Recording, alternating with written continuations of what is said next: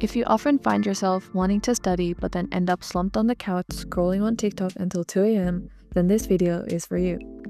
If you struggle to stay on track with your goals, here's some good news. You don't have to wake up at 5 a.m. or study for 10 hours continuously each day to achieve the results that you want. You just have to follow this one simple guide, which we'll be breaking into 4 easy steps. Number 1. Create a study schedule. I'm sure we've all had moments where we thought we had plenty of time left to finish an assignment, when in reality it ends up taking 2 all-nighters just to meet the deadline. Studying without a plan not only leads to disorganization, poor time management, and increased stress, it may very well also be the root of your procrastination, which is why it is so crucial to have a timetable just for you. While creating your own schedule may seem daunting, it actually doesn't have to be super complicated at all. To stay consistent, you just have to build a routine that works for you. This can be as simple as listing out the subjects you have to study each week, or figuring out what time you feel the most productive. How about we create a sample schedule together? Let's say I've decided to use a weekly schedule. First, I'm going to start with my non-negotiables.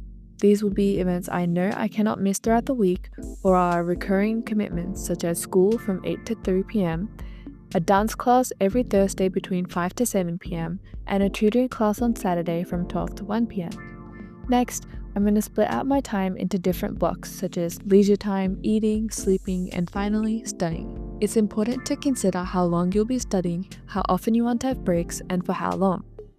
An important tip is to allocate a little bit more time than you think your task will take, as if you finish early, you'll have a bit of time to spare. But if your task takes longer than you think, you'll have sufficient time without overlapping tasks on your schedule. Another important thing to note is that you should list out all of the topics and subtopics you want to cover and space them out evenly throughout the week to avoid last-minute stress. Number 2. Create a study space that works for you. Now, this doesn't just mean finding a random table in your house or sitting in the living room whilst your parents watch TV. The ideal area should be a dedicated, neat, and organized space where you can store all of your materials and associate solely with working. This is crucial not only for minimizing distractions and improving your concentration, but it also helps your brain differentiate between leisure time and study time.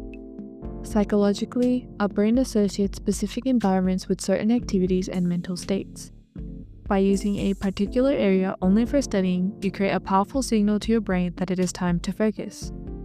Conversely, if you study where you relax, your brain receives conflicting signals, making it harder to concentrate on your tasks or fully relax on your break. Therefore, it is important to have one dedicated place in your house, such as a shared study or your own desk where you can work. When you take breaks, you have to leave this area so you can relax. Aside from just being tidy, your study space should be an area where you feel motivated to work. Some ways to do this could be to put up motivational posters, vision boards, and colorful decorations to get you in the productive mindset. Number 3. Find study methods that work for you. I'm sure you've heard of several YouTubers and students promoting different study techniques such as the Feynman technique, active recall, and spaced repetition. It is important to research, experiment, and identify which techniques work best for you in order to learn and understand new information, not just memorize it. Try to implement 1 to 2 new techniques every few study sessions and list out what you liked about the technique, how effective it was for you, and if it's worth trying again. Another part to consider is setting up your note-taking system. There is no correct way to take notes, but it is important to figure out what works best for you in the long term to avoid having messy notes all over the place. Whether you prefer handwritten or typed notes, paper or digital notes on an iPad, you should know exactly how to use your resources.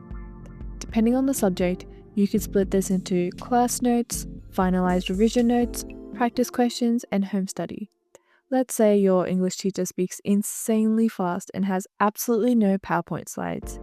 You may choose to take typed notes in class since they're faster and more efficient.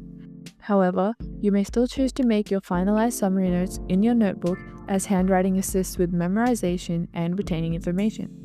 Lastly, and arguably one of the most important points, practice and ask for feedback. Doing practice questions and exams is a crucial part of consolidating the content you have learned, especially if it's in timed conditions.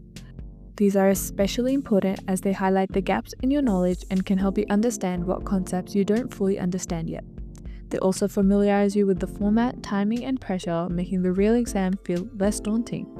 Another crucial point is that they encourage active learning and recall, instead of just rereading over the content again and again. But it's not just about doing the questions. It's about receiving feedback and making sure you know what areas to improve. This is why it's so important to ask your teachers, professors, or even your family members to read over your work and give some constructive feedback. That way you know exactly what to improve and how to improve it. So there you have it. You now have the exact strategy that you need to become an academic weapon. So get ready to smash all your exams and become the top student in your class. Just remember to study smart, take lots of breaks, and subscribe for more videos like this.